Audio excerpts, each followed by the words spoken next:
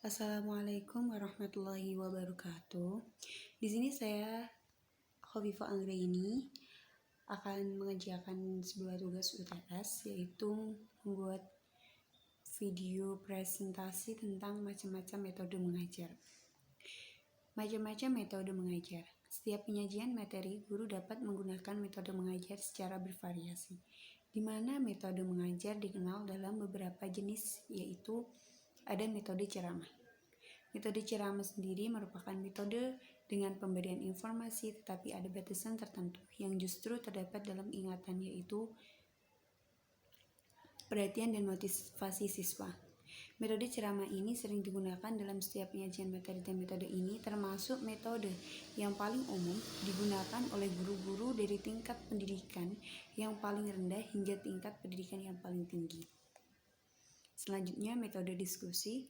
Diskusi sendiri merupakan suatu kegiatan kelompok dalam memecahkan masalah untuk mengambil kesimpulan.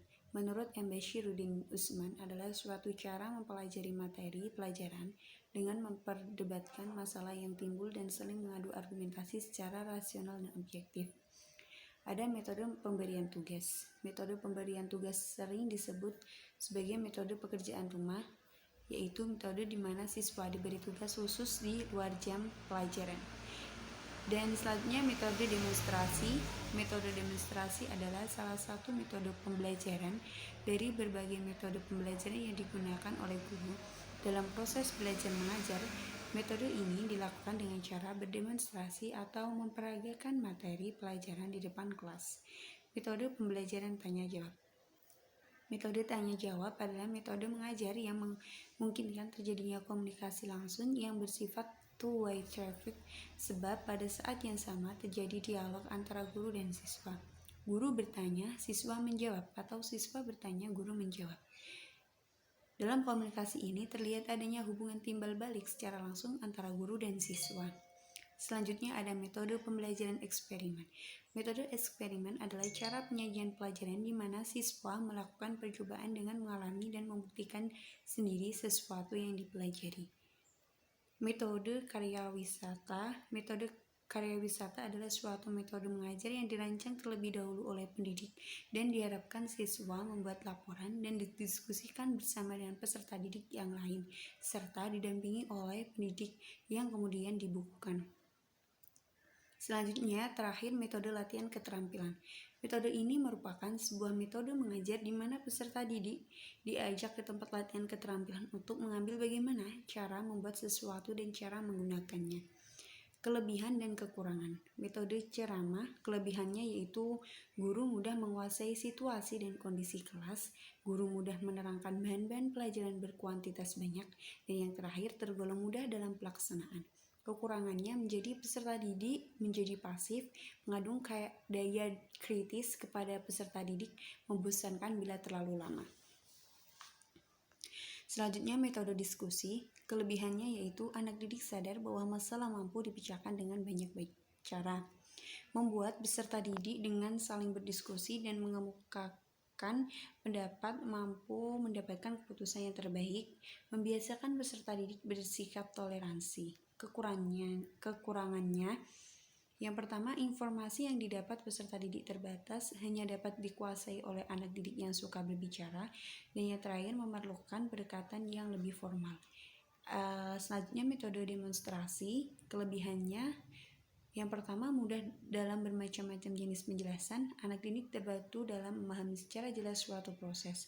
Kekurangannya, anak didik kadang sulit untuk melihat secara jelas benda yang diperagakan, tidak semua benda dapat diperagakan.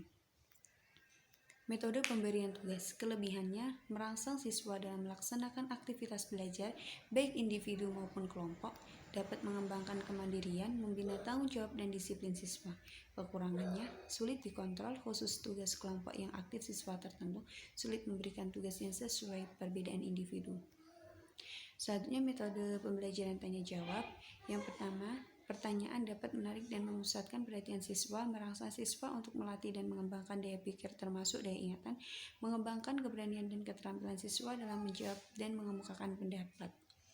Kekurangannya, siswa merasa takut bila guru kurang dapat mendorong siswa untuk berani dengan menciptakan suasana yang tidak tegang, tidak mudah membuat pertanyaannya sesuai dengan tingkat berpikir dan mudah dipahami siswa, sering membuang banyak waktu. Metode pembelajaran eksperimen, kelebihannya membuat siswa lebih percaya atas kebenaran atau kesimpulan berdasarkan percobaan, membina siswa membuat terobosan baru, hasil percobaan yang berharga dapat dimanfaatkan untuk kemakmuran umat manusia. Kelemahan cenderung sesuai bidang sains dan teknologi, kesulitan dalam fasilitas menuntut ketelitian, kesabaran, dan ketabahan. Metode karya wisata, kelebihannya memiliki prinsip pengajaran modern dengan memanfaatkan lingkungan nyata, merangsang ke arah kreativitas siswa, bahan pelajaran lebih luas dan aktual.